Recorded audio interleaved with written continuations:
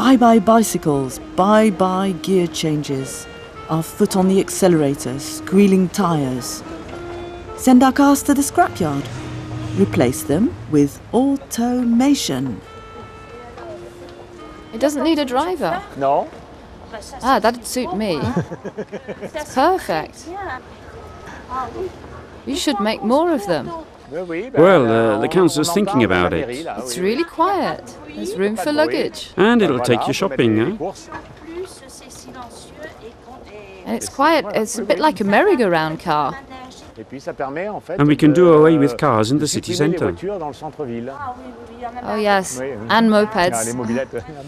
Mopeds. It'll be harder to get rid of them, huh? You need to make more of them.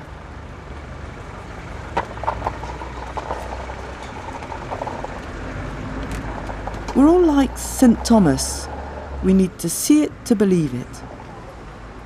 And if dyed-in-the-wool skeptics also had their say? Not bad at all. Would you like one? Yeah, a pink one.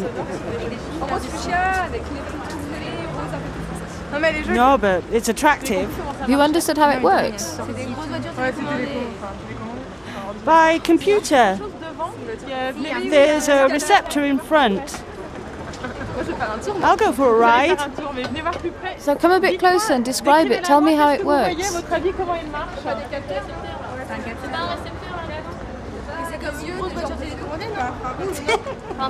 By infrared?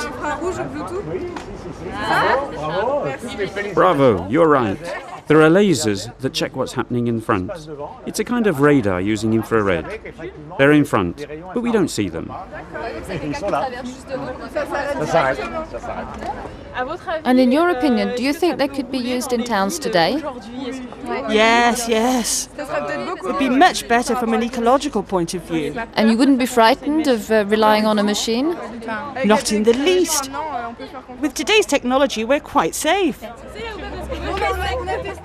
Oh, it takes several people.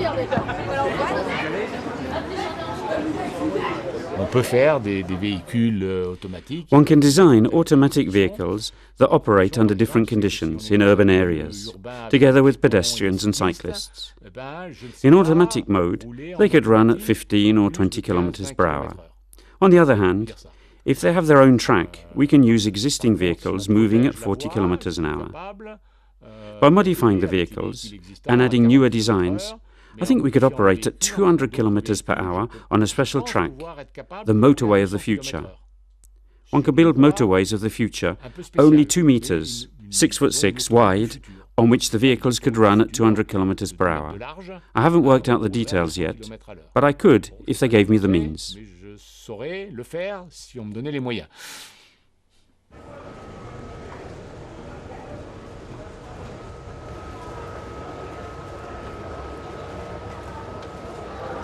It's automatic.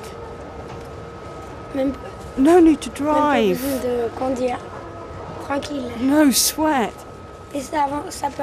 How fast can it go?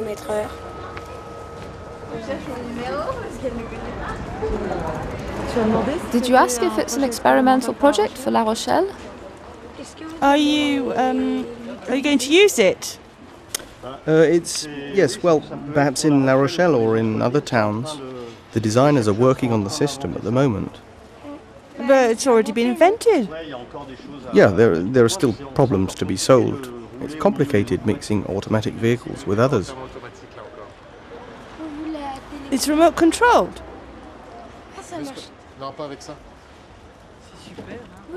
It's with this one. Right now it's stopped. When I press here, we go straight ahead. It'll be better still when I can just push a button and it goes off of its own accord. We know how to do it, but there are still a few adjustments to make. It'll be truly automatic.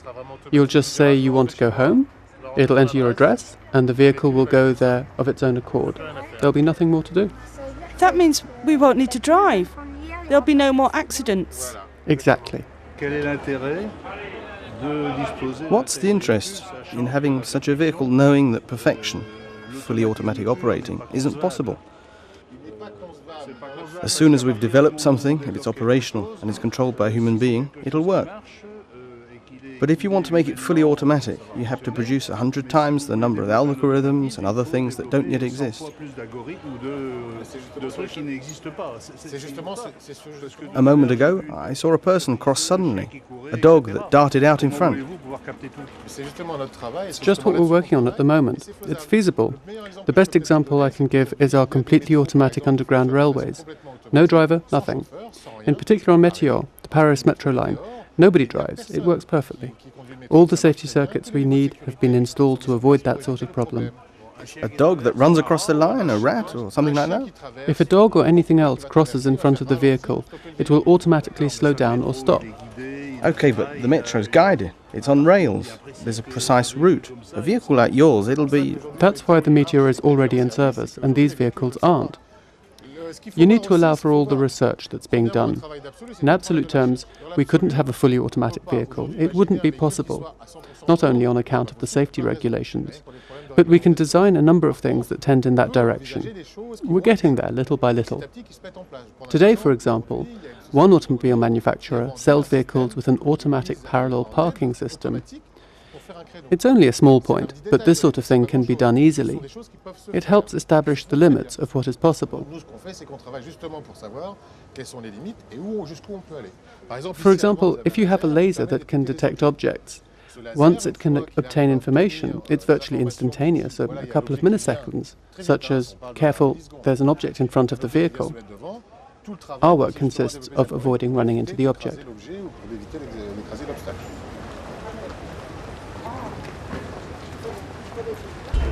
Little self-service vehicles that move by remote control. You're dreaming. Little vehicles that can communicate with each other and are that intelligent that they can avoid traffic jams and even control the traffic. Not in our lifetime. All the same. And one can imagine that the crystal will run around town centres separately from other vehicles. No, there'll be other vehicles also. That's exactly what I find interesting, to start from where we are today. We have our existing vehicles, the pavement, we have an existing urban configuration. In any case, we have to take into account that we have a culture. People have a special relationship with automobiles. It's a sort of extension to their own homes, travelling in their own vehicles. We have to take account of where we are today and progressively put the vehicle in its proper place, perhaps excluding it from town centres. One can well imagine that a town could start reserving its centre for automatic vehicles that can join together in convoys. And slowly, over time, they could push out the boundaries of the zone towards the periphery. This would be a way of progressively reaching a solution that insists on the quality of life, because these vehicles, if they are automatic, will no longer be capable of accelerating, of overtaking, of showing others one can drive faster.